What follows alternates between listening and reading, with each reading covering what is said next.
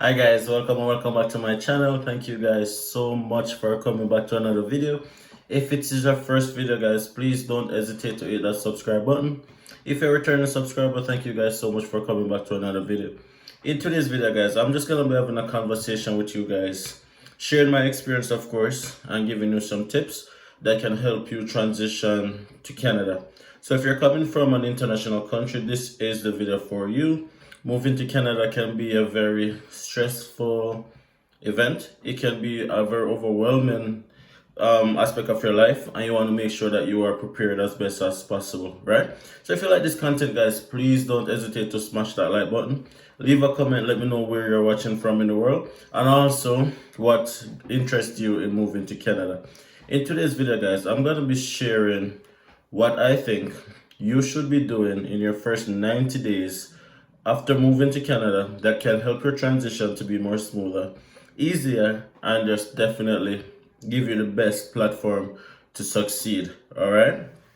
Of course, guys, living in the province of Alberta, so many of what I say is gonna be reflective of where I am, but there are things that can probably be used in other places in Canada as well. So also share your feedback if you're in Canada and you have found a way that made your transition easier. Leave it in the comment section so that other persons can benefit from your experience. Okay? Yeah. Now let's get into it, guys. Now the first thing I would like to say, guys, is when you move to Canada as a temporary resident, it's different than when you move to Canada as a permanent resident.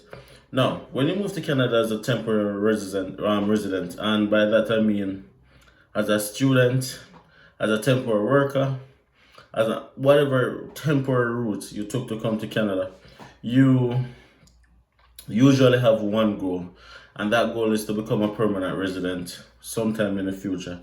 So whatever you do now is gonna affect or contribute to you becoming a permanent resident in the future.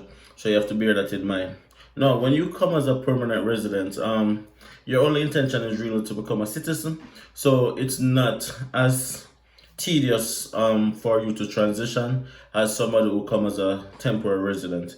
So most of this video is going to be focused mostly for persons who come as a temporary resident, what they should be doing in their first 90 days that could contribute positively to them becoming a permanent resident in the future. All right. So we're just having a conversation, as I said. Many persons when they come to Canada as a temporary resident, one of the biggest mistakes that they do is not being fully prepared. And what I mean by that, they haven't done enough research on where they're going, the cost of living of where they're going, accommodations where they'll be living, and also job, how they will be earning. And those are some very vital areas that you need to consider, which would make your transition easier, right? Because failure to focus on any one of those areas can be detriment to your success in the future. All right. So the first thing you want to make sure that you do before you even leave your home country is to make sure that you have done enough research on where you're going. And research is not just watching a few YouTube videos. Although I don't mind if you guys are watching only my videos, but it's more like using the internet, leveraging the internet for it to benefit you. So if you know that you're moving to a particular town, city, province, you want to make sure that you go directly on those websites. Almost every city has a website now. So you just go on the city's website, and you do as much research. The website usually tells you stuff like transportation, transit, bus routes, costs of bus, transportation fees and stuff like that. You also get ideas like general rental costs, the average cost for rental, if it's going up, if it's going down. You usually get all those information on the city's website. So the first thing you want to do is to leverage those websites. You want to make sure that you want to make sure that you're doing as much research where that is possible, practical research, and focus your energy on building connections. before you leave your home country. You want to make sure that you are trying to reach out to persons who share similar backgrounds as yourself. So if you're coming from a particular country, research if there's a community in the city where you're going of persons who are from your home country, and try and see if you can build a connection. Like if you're coming from India, for example, you can just probably Google Indians in Toronto, Indian community in Toronto, or Caribbean community in Toronto, or African community in Edmonton, whatever it is. You want to make sure that you do that and try to build some connections. And those connections are going to be vital to your success, because sometimes it's not what you know, it's who you know. And when you're coming to a new country, especially if you're coming by yourself or by yourself plus your family and you don't know anyone, you want to get to make those connections so that you have a community that you're coming into, that in case anything happens, you have a shoulder to lean back on, kind of a thing. I think that's very important. So you have done your research, you have done your planning, you have done your preparation, you have gotten approved. Congratulations, you have gotten approved for your study permit, you have gotten approved for your work permit, you have gotten approved to come to Canada for a particular time. Done your research, you have now made the transition of landing in Canada. The first 90 days, guys, is the hardest. Yeah, most persons will tell you the same. When you just land in Canada, the first 3 months after landing is usually a very overwhelming time in your life, especially if you're someone who's not used to traveling before. If everything is new to you, you're gonna be in awe of like just taking in everything. You're learning a different culture. You're adapting to different food. You are adapting to different ways of doing everything. Everything that you thought you would have known becomes irrelevant, and you're now learning something totally new. So that can be very overwhelming. In addition to that, you might not get a job immediately, and that is something that can be very stressful for many persons. And most persons usually go into depression after in the first 3 months. And a big part of adapting is also the weather. Remember that Canada is a very cold country. It's not anything that you'd have experienced before. So you have to also be cognizant of when you're landing. What's the weather like when you're landing? Because that can also contribute to your mood, can also contribute to how you feel. And a lot of persons just feel like they've made a big mistake within the first 3 months after landing in Canada. The transition period is usually the hardest period. Now, how do you combat that? So I mentioned that you guys can do as much research as you possibly can do in your home country. That is key, just to reiterate that. But after you have landed, one of the first thing you want to do is be aggressive. Now, I know it sounds a little bit repetitive because we heard it so many times, but there's no way around it. There's no opportunity when you are a temporary resident to become relaxed, to become complacent, or to become forgetful of the reason why we're here. And the reason why we are here is to become a permanent resident and a citizen of this country. So everything that we do from day one has to contribute to that end goal, right? So the first thing you have to do is to be aggressive. And when I say aggressive, I mean you're gonna have to push like you have never, ever pushed before. You're gonna have to like find a way when there's no way at all. You're gonna have to open doors when there's just a crack in the wall. You're gonna have to deal with embarrassment. You're gonna have to put yourself in situations that you're uncomfortable with. You're gonna have to do jobs that you never saw yourself doing before. You're gonna have to take BS from people that you never usually take. You're gonna have to deal with being criticized, all of those stuff. You're gonna have to take it. and you're gonna have to be smiling when you're taking it, because ultimately you're looking to grow, you're looking to get experience, you're looking to strive, and you're looking to become what? A permanent resident of Canada. So you have to be aggressive. So many persons come to Canada and they feel like they have the opportunity to relax and then push after. But it's the opposite. You do all your hard work first, you lay the groundwork, and then you can start relaxing the longer you're here, because it does get easier. So if you're watching this video and you're in that transition phase, I'd like to tell you that, listen, it does get easier. Just push through it, just keep fighting through it, and believe when I say it's gonna get easier. Remember your why. Remember why you decided to leave your home country and why you decided to come here. And that usually always gets you through. Be aggressive. The other thing is you have to be smart. Many persons again come as a temporary resident and they're not smart. They're not smart with their finances. They're not smart with how they do things, and all of these things affect you in the long run. You have to be very smart, right?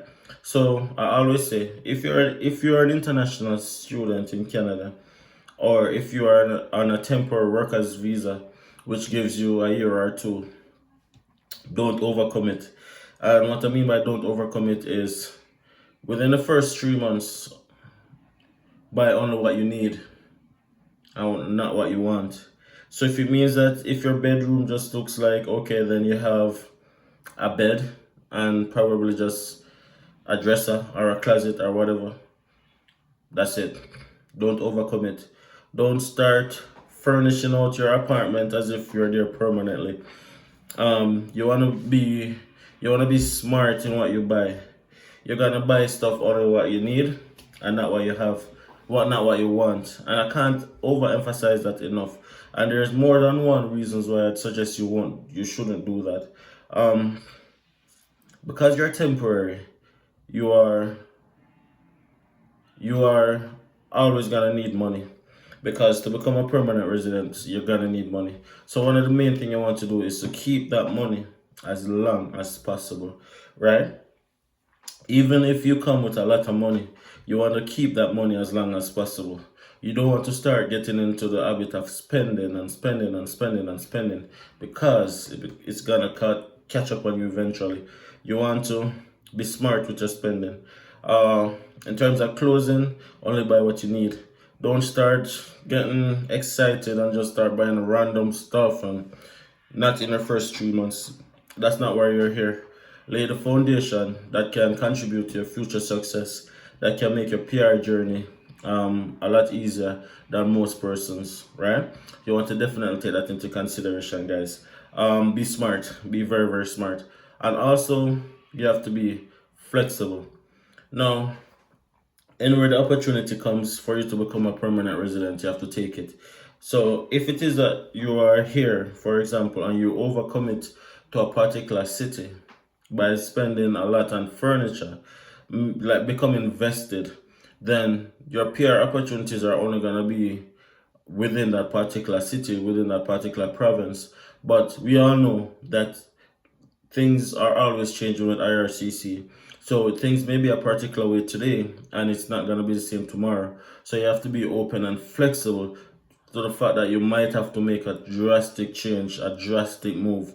In terms that you probably have to change city in order to become a permanent resident. You probably have to change province in order to become a permanent resident. So you have to begin with the end in mind. So you just want to start building small, taking baby steps towards that goal. So you can't overcommit, because when you overcommit, you significantly reduce your options, because you have a lot of stuff now that you're gonna have to probably try to get rid of. You're not gonna always get persons to buy it back. And trust me, Canada is much bigger than you think it is.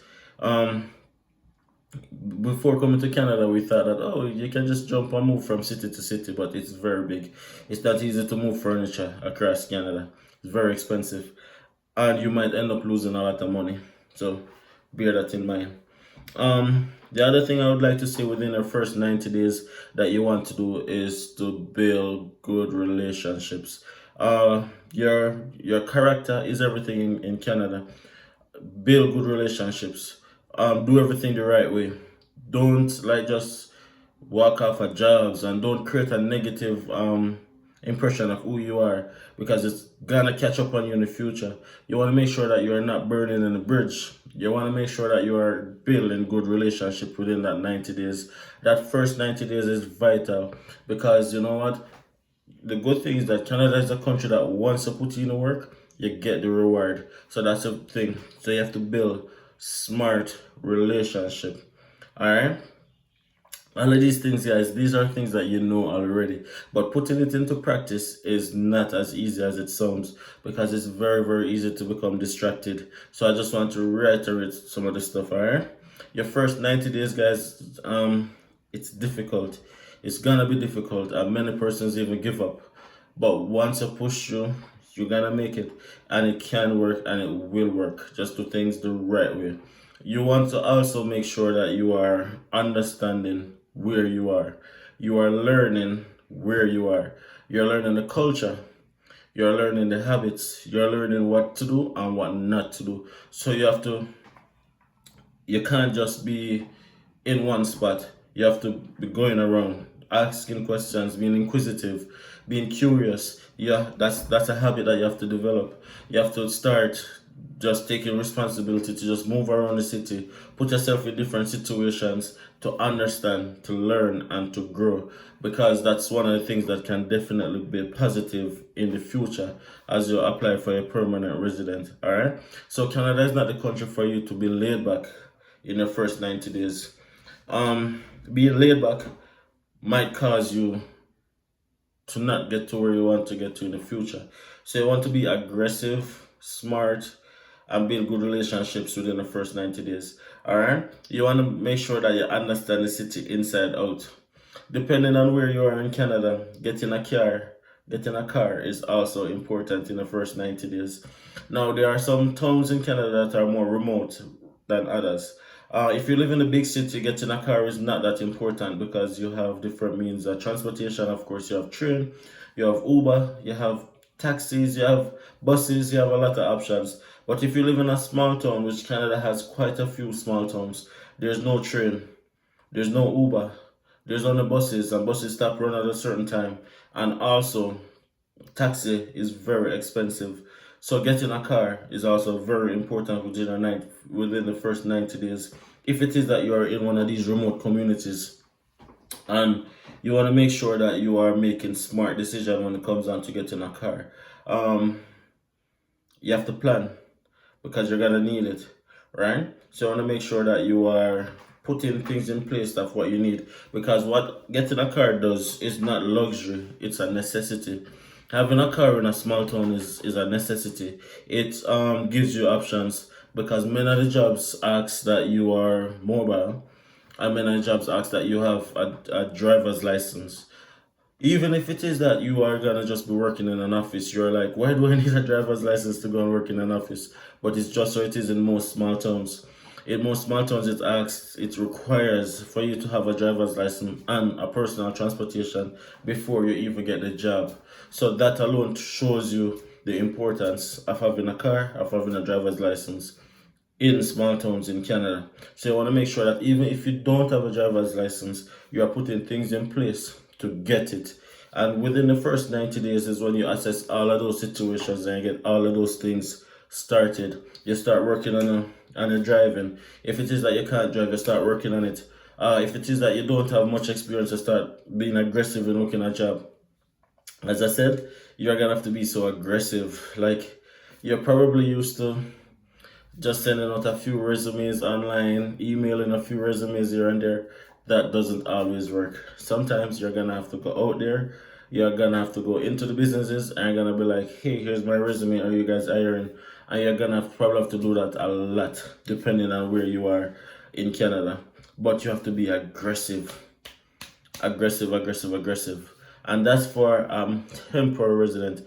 One of the other thing, guys, is don't you ever forget that you are a temporary resident.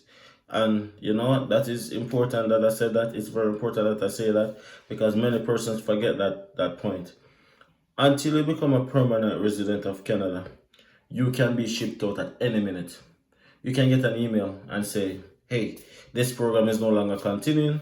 You have to go back to your home country. What do you do? Right? So you have to keep that in the back of your mind, that that's possible. As long as you're a temporary resident, that's possible. You can't ever forget that that's possible. So everything you do has to be putting you in a position to make sure that you give yourself the best chance of succeeding in the future. Some persons, they come as a temporary resident and they get distracted because they become friends with persons who are permanent resident. They become friends with persons who are citizens, which is not bad. But the thing is, they develop habits. They develop a way of doing things that the permanent resident and the citizen does, right? And then they don't identify or acknowledge that they are temporary residents, so they have to start doing things a little bit differently. Now, the other point that I would like to make is totally, I'd say, my views. This is just my opinion. And you guys can take it, of course. You guys can also leave it in the comment section if you agree or if you disagree with me. But one of the biggest things I always say, when you come to Canada as a temporary resident,